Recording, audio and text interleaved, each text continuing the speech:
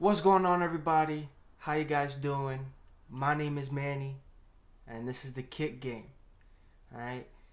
Today, I'm bringing you guys a video that I wasn't expecting to make. All right. I'm gonna keep it a buck. But before we get into it, guys, I just want to ask everybody to like, comment, subscribe, and share. It really mean a lot to me. Let's grow this channel into a little community. You know what I'm saying? Let's talk about this MMA shit, cause this shit getting crazy. Alright?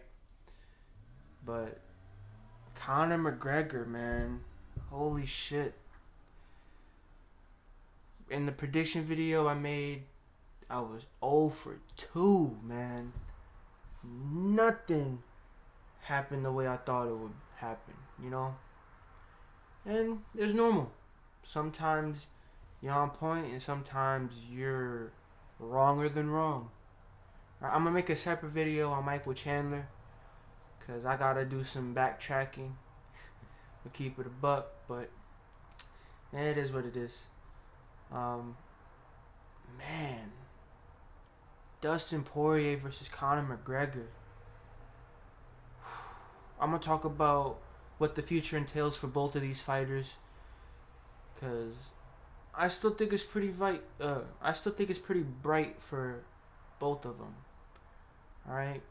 Now, first thing we'll get out of the way is Dustin Poirier.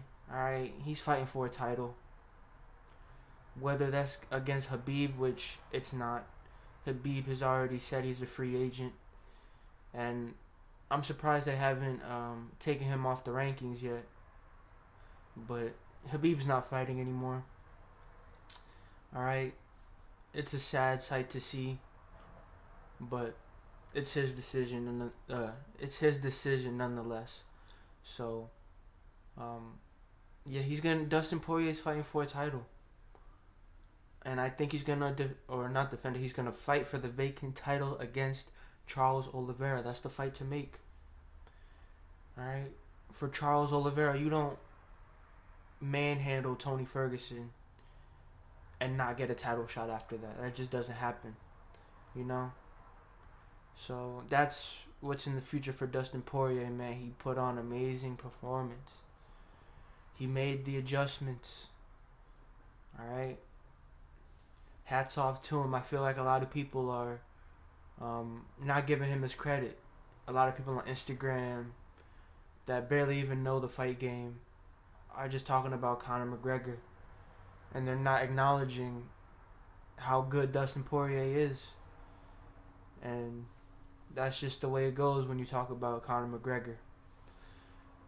Speaking of which, man, it was tough watching him get knocked out like that. I'm not the biggest Conor McGregor fan, but I still respect him as a fighter and I want him to win. And I chose him to win. And if I would have bet money, man, I would have been out. But yeah, his future isn't as dark as everybody makes it out to be. I mean, Conor McGregor is a fucking millionaire. He made $5 million off losing. It's the only nigga I know to get knocked out in the second round and still get $5 mil. Only Conor McGregor could do that shit. You know? But I really hope he stays in the fight game, man. I really do. His coach is talking about rematching Dustin. They're not going to do the rematch immediately. It's just not going to happen.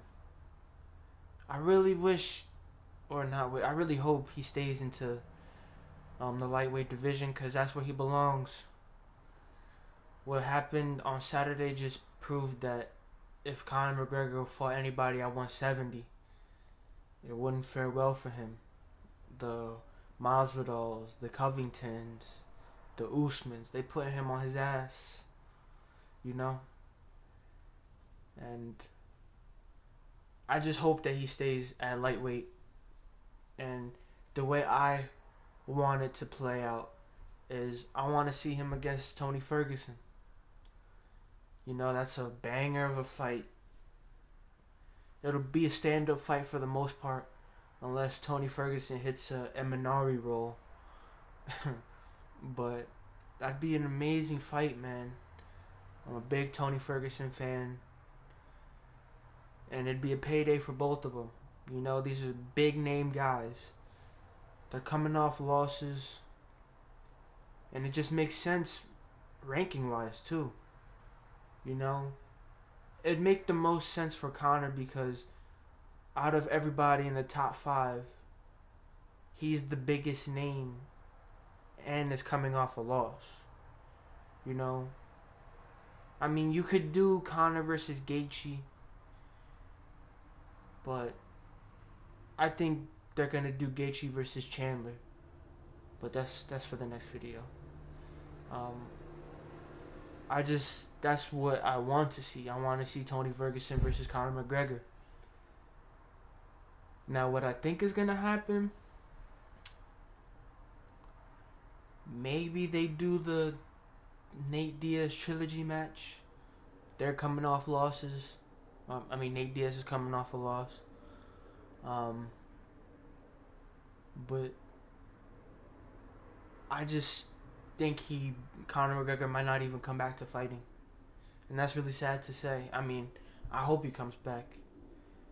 But on ESPN MMA, his coach is already talking about if he doesn't get the rematch, Conor might look elsewhere and go to boxing. Which doesn't even make sense. Because the one he was calling out, Manny Pacquiao, which is one of my favorite boxers of all time, is supposedly going to fight Ryan Garcia. So, is Conor going to wait for Pacquiao? I don't know. And I really hope he doesn't go. Because I like the calm Conor McGregor. And he wasn't even looking that bad. He won the first round. He just didn't check the leg kicks. And you gotta check those calf kicks, man. Gotta check those calf kicks. But yeah, that's how I see this shit playing out, man. It's either Conor's gonna leave and try boxing, or he's gonna fight a name like Nate Diaz or Tony Ferguson. Maybe a Dan Hooker. Maybe though. I'm betting on Nate Diaz, Tony Ferguson. And I think it makes sense to do the Tony Ferguson fight over the Nate Diaz fight. Just ranking wise, and it's the best trajectory route for Conor to put his name back in the title contention. Because even though Tony Ferguson is coming off two losses rather, against Gaethje, those first couple rounds, he got the knockdown at the end of the second. You know, he still held on for as long as possible until Herb stopped the fight. And the fight against Oliveira, he just showed his toughness. That at the end of the first, that armbar was nasty. I thought he was going to tap. And me thinking Tony Ferguson was going to tap, that was a scary thought to have. Because Tony Ferguson is the boogeyman. You know? But he still showed that his toughness is there. And he's still a top 5 guy, you know? So that, in my opinion, that's going to put Conor in like a higher trajectory to put his name into title contention over Nate Diaz, because Nate Diaz is so inactive. His last fight was in 2019 against Masvidal, you know, and a win over Nate Diaz doesn't really do anything, you know, but yeah, that's how I see it playing out. Dana White, Sean Shelby, try to convince Conor to stay. Because say what you want about Conor McGregor, he brings fans to the sport. This was top 3 highest selling pay-per-views. His name is good for the sport, whether you hate him or you don't.